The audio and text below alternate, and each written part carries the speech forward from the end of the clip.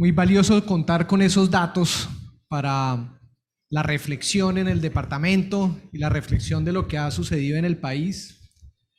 El señor ministro mencionaba dos preguntas. La primera sobre el valor de la educación y cómo generar esas oportunidades de empleabilidad para los jóvenes.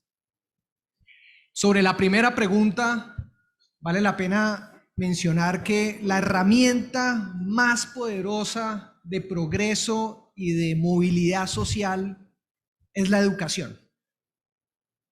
En la medida en que haya una sociedad mejor educada, se va a contar con un talento humano, con una ciudadanía que va a permitir que las organizaciones, las empresas, las ciudades, los territorios sean más innovadores, más productivos, más solidarios y por lo tanto va a generar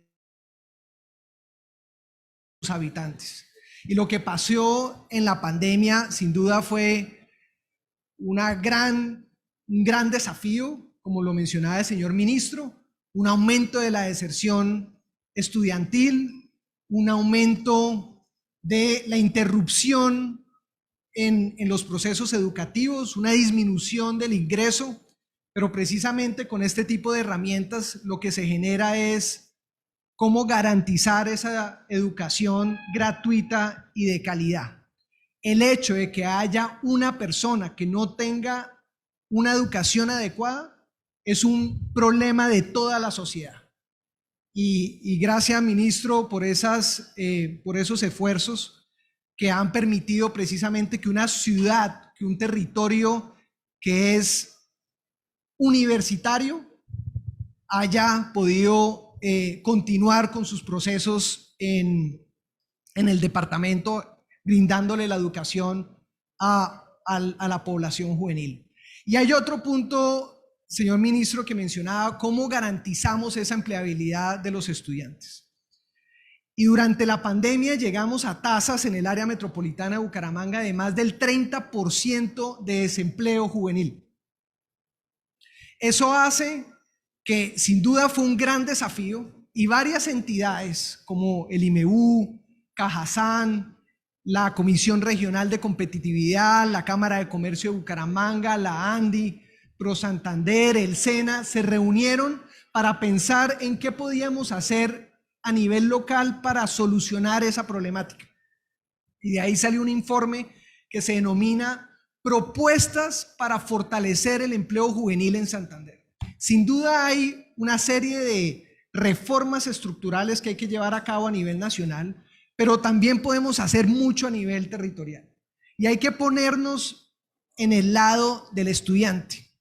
Y aquí voy a mencionar simplemente dos elementos fundamentales de ese informe. Y es cómo mejorar la información entre los actores en el mercado laboral. Tenemos un gran desafío y es que muchos de los jóvenes no conocen que, por ejemplo, existen 10 agencias de empleo en el departamento.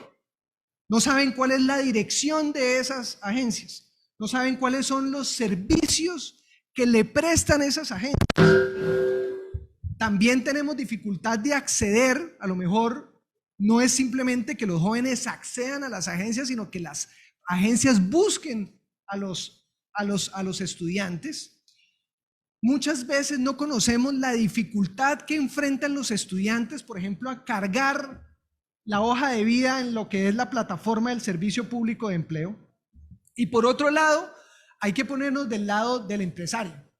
El empresario, ¿qué tan factible es cargar las vacantes en la plataforma del Servicio Público de Empleo? ¿Se está haciendo ese registro?